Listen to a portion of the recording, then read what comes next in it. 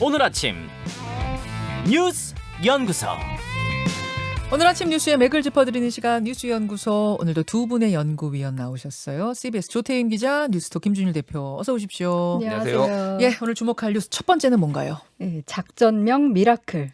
예, 네, 우리 정부를 도왔던 아프가니스탄인 391명이 오늘 낮에 한국 땅을 봤습니다. 네. 이번에 국내에 들어오는 아프가니스탄인은 한국 대사관이나 코이카 또 바그람 한국병원 등 이제 우리나라를 위해서 일했던 사람들 혹은 그 가족인데요. 우리가 아프가니스탄을 위해서 재건 사업에 나섰고 네. 그 우리를 도왔던 아프간인이 맞습니다. 이들인 거죠? 네네. 그래서 정부는 이 사람들에 대해서 난민이 아닌 특별 공로자 자격이라고 설명을 했어요. 네. 그리고 이 사람들을 이제 데려오게 된 거는 한국을 도와 일했다는 이력 때문에 탈레반의 공격 대상이 될 수 있었다는 우려가 있었는데 그래서 한국 대사관에 도움을 요청했고 네. 정부도 국내 이송을 결정하게 됐습니다. 지금 미국뿐만 아니라 연합군에 도왔던 아프가니스탄인들을 지금 탈레반이 이미 뭐 살해하기도 그렇죠. 하고, 예, 네. 그리고 수색하고 있다면서요. 네네. 우리나라 외에도 사실 뭐 독일이나 벨기에 그렇죠. 다른 나라들도 다 이런 이송 작전을 하고 있는데요. 네. 이제 우리나라가 이렇게 외국인을 대규모로 국내로 이송하는 건 처음이에요. 예. 그러니까 정부가 이들을 받아들인 배경에 대해서는 도의적 책임, 국제사회 일원으로서의 책임들을 얘기했는데 문재인 대통령도 우리를 도운 아프가니스탄인들에게 도의적 책임을 다하는 것은 당연히 해야 하는 일이고 또 의미 있는 일이라고 했습니다. 이번에 아프간인들을 이송하기 위한 작전명은 미라클이었는데 이 의미가 우리 정부를 도운 사람들에게 희망과 기적의 메시지를 주자는 의미라고 합니다. 낮에 도착하게 되면 그 다음 일정은 어떻게 예, 돼요? 낮에 도착하게 되면 이제 사실 코로나 상황이잖아요. 예. 그러니까 방역 절차를 거친 뒤에 예. 충북 진천에 있는 국가공무원 인재개발원에 약 6주간 머물게 됩니다. 6주에서 8주간 머문 후 그 다음 일정은 아직 뭐 정해진 건 없고요. 그다음에 이제 사실 지금 고민하고 있는데 단기 비자를 일단 지급한다는 건데 뭐 일괄적으로 장기 비자를 지급한 후에 그 이후 절차는 오늘 박범계 장관이 좀 설명을 할 거라고 합니다. 오늘 직접 설명을 합니까? 네네네. 자, 김준일 기자. 예. 요즘 모가디슈라는 영화도 있지만 진짜 미라클 기적 같은 상황들이 벌어진 거예요. 예. 특별 공로자 자격? 네, 특별 공로자 자격인데 일단 어제 그 상황이 진짜 뭐 군사 작전을 방불케 했어요. 일단은 수송기, 공군 수송기하고 다목적 공중 급유 수송기 이런 게 다 투입이 됐어요. 그래가지고 이제 파키스탄에서 그 카불까지 이제 비행 거리는 1시간인데 예. 여기까지 또 날아가서 뭐 해야 되니까 이제 굉장히 많은 비행기들이 투입이 됐고 예, 예. 이게 뭐 당시 상황을 보면은 이제 카불 국제공항 인근에 다 막았다고 합니다. 그러니까 지금 탈레반들이 그러니까 여기 일부는 이제 잘 들어갈 수가 없는 거예요. 공항에 예, 뭐 그런 예. 상황도 있었다라고 그래요. 그래서 그거를 뭐 밤에 들어갔네 뭐 이런 후일담들이 나오고 있고 여기 그러니까 지금 예전에 기억하실지 모르겠는데 그 우크라이나에서 러시아 반군들이 그 비행기한테 그 지대공 미사일 쏴가지고 말레이시아 항공기 격추된 적이 있어요. 있었어요. 280명이 죽었거든요. 있었어요. 지금 여기서도 그런 상황이 벌어질 수 있다. 그래가지고 비행기에다가 그 지대공 미사일 날라오면 회피할 수 있는 네. 그런 것까지 장착을 했다고 합니다. 그 정도로 조금 되게 긴박했다. 자, 우리 정부가 가는 거니까 길 열어주시오 한다고 길 열어준 지금 그런 상황이 아닌 거예요, 여러분. 네. 무장 단체가 점령한 상태이기 때문에 음. 그런 상황이 아닌 상황에서 어떻게 우리 군이 가서 군 수송기로 그들을 이송해 왔는가? 또 이미 뿔풀이 흩어져 있는 그 391명을 어떻게 비상연락망을 어떻게 돌렸는지 저는 정말 궁금한 게 많더라고요.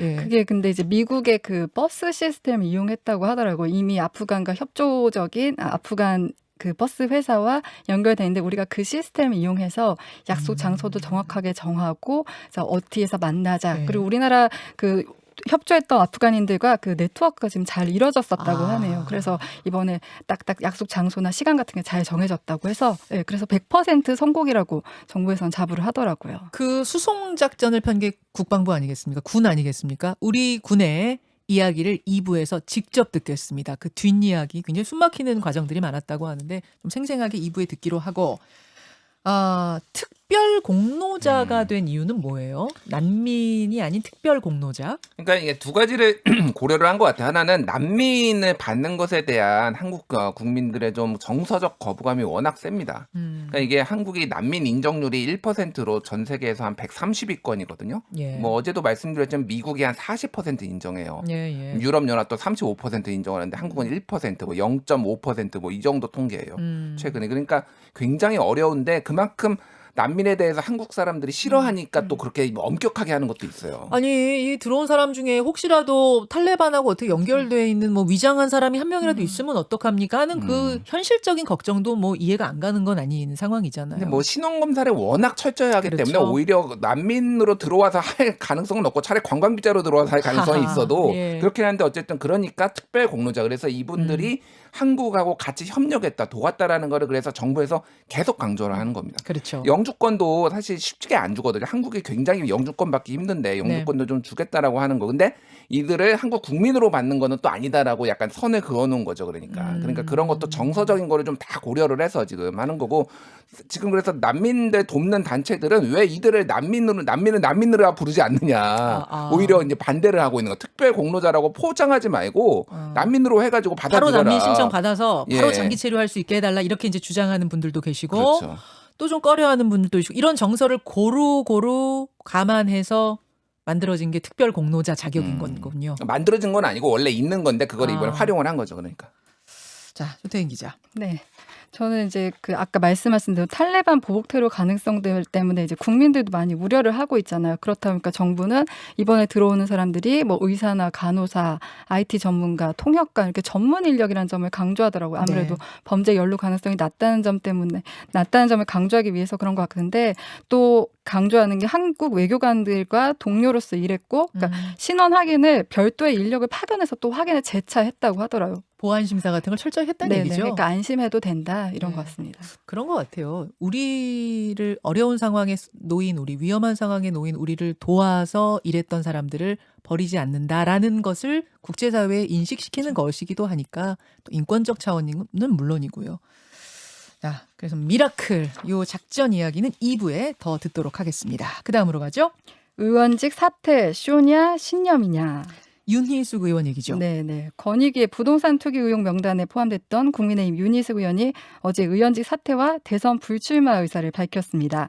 윤 의원 부친의 농지법 위반, 주민등록법 위반 의혹이 제기된 건데 당에서는 사실 이거 부친의 문제고 소명이 됐다 했는데 윤 의원이 내가 문재인 정권과 치열하게 싸웠고 내가 국민 앞에서 책임을 다하는 모습을 보이기 위해서 사퇴를 한다 이렇게 밝혔는데 네. 어제 기자회견 혹시 보신 분들은 이준석 대표가 이제 윤 의원 사퇴를 만료하기 위해 기자회견장을 찾았는데 눈물을 보이기도 했어요. 네. 그리고 또 국민의힘에서는 이 건의기 조사 결과에 대해서 윤 의원을 표적으로 삼았다. 연자제 형태의 의혹 제기라는 비판을 쏟아냈는데 사실 민주당에서는 당장 이제 정치적 쇼라는 얘기가 나오거든요. 왜냐하면 일단 사퇴가 이뤄질 가능성이 거의 없다는 게 중론이에요. 그러니까 국회의원이 사퇴를 하려면 이게 마음대로 되는 게 아니라 쉽지 국회 않습니다. 표결을 거쳐야 네네, 되는 거죠. 네. 과반 이상이 출석해야 되고 그중에 과반 이상이 찬성해야 되고 맞습니다. 민주당에서는 안 될 거라고 보는 이유는 뭐예요? 민주당은 사실 지금 민주당도 12명 그 투기 의혹이 일었었는데 아직 그 어제도 저희가 얘기했지만 10명이 아직 당적을 보유하고 있는 예. 상태에서 표결에 참여할 경우 역풍이 오히려 일 수가 있잖아요. 또 내로남불 얘기도 들릴 수 있고 그렇다 보니까 사실은 표결 참여가 어려울 거라고 거의 그렇게 전망하고 있습니다. 민주당 안에서는 네네. 우리가 어떻게 가서 거기서 그쵸? 찬성표를 찍느냐. 그래서 오히려 민주당에는 이게 부담으로 될 거다. 오히려 공이 민주당으로 넘어간 네네네. 상황이네요. 네. 그러면 조태임 기자 보기에는 아예 민주당이 그 표결에 참석 안 할 것 같습니까? 전 사실 이게 표결로 올라오기가 쉽지 않을 거라는 생각이 들어요. 아예 올라오지도 않는다고요? 네네. 그러니까 일단 그러니까 그 과반 출석이 해야 되잖아요. 그러니까 재적 의원 과반 출석인데 예. 그러면 민주당 의원, 그러니까 국민의힘이 다 참석한다고 해도 민주당 의원이 한 50명 더 필요해요. 그럼 민주당에서 그거를 쉽사리 하기가 쉽지 그러니까 안 들어온다 이렇게 보시는 네네네. 거군요. 안 들어올 것이다. 안 들어오려면 근데 또 명분이 있어야 될 텐데. 사퇴 쇼다 이러면서 이제 안 들어오는 쪽으로. 네네. 김준일 기자. 예. 자, 이런 상황 속에서 윤희숙 의원이 사퇴한 이유가 혹시 속사정이 있는 건 아니냐 뭐 이런 보도들이 나오는 건 뭐예요? 일단 정말로 이게 본인은 25명이 다 억울하다고 하죠. 다 억울하고 윤희숙 의원도 억울하다고 하는데 이게 정말 억울한 게 맞느냐. 언론 보도 정황을 보면은 상당히 의심이 간다라는 건데 첫 번째는 이제 세종 스마트 국가산업단지가 있습니다. 근데 윤희숙 의원의 부친이 땅을 산 곳이 여기에서 한 1.7km 떨어진 곳이에요. 예. 근데 세종 스마트 국가산업단지가 2016년에 이제 그 땅을 샀을 때 이때 즈음에서 뭐가 있었냐면 예비 타당성 조사를 했거든요. 그거를 KDI가 했어요. 근데 네. 윤희숙 의원이 KDI 근무했습니다. 예. 그러니까 한마디로 하면 예비 타당성 조사가 KDI에 있었고 윤희숙 의원이 그런 정보를 알아서 부친에게 뭐 전달해서 땅을 산 것 아니냐 이런 식의 이제 논리적 추론들이 가능한 거죠. 그러니까 이게 이제 한겨레 보도나 몇 군데서 나왔고요. 예. 그리고 이제 노컷뉴스가 또 취재를 CBS 노컷뉴스가 또 단독 보도를 했는데 당시에 가격이 얼마였냐 보니까 20평당 그러니까 평당 25만 원이었는데 지금 한 60만 원 한답니다. 그러니까 지금 8억 원 정도에 산 게 지금 18억 원 정도가 뛰었어요. 그러니까 엄청 많이 뛰었다. 한 3,000평 정도 되거든요. 10,000제곱미터. 근데 여기가 계획 관리 지역이라서 땅값이 많이 올랐다. 완전 농지가 아니라 다른 걸로도 활용할 수 있는 부분이다라는 거고.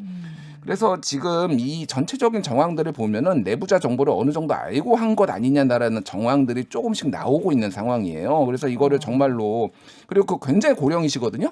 80대 노인이 네. 10,000평을 아니 3,000평을 3,000평 10,000제곱미터로 농사를 지을 수 있다. 그 고령에 이게 그러니까 뭐 100평도 짓기 힘들거든요, 사실은. 그러니까 자, 이게. 그러면 팩트만 좀 확인해 보겠습니다. 확인된 팩트만 확인해 보겠습니다.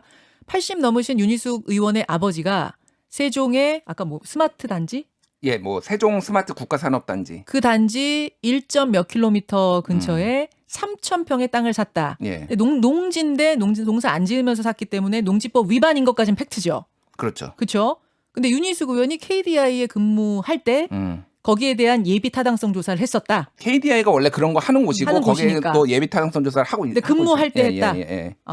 제부 얘기는 뭐예요? 제부. 제부 얘기는 그러니까 청와대에 이제 근무를 했다라는 거예요. 그러니까 청와대 당시에 그 네. 윤 의원 여동생의 남편이 네. 그 최경환 당시 기획재정부 장관의 정책 보좌관이었다고요. 2014년에서 2016년까지. 근데 이제 땅을 구입한 시기가 2016년이잖아요.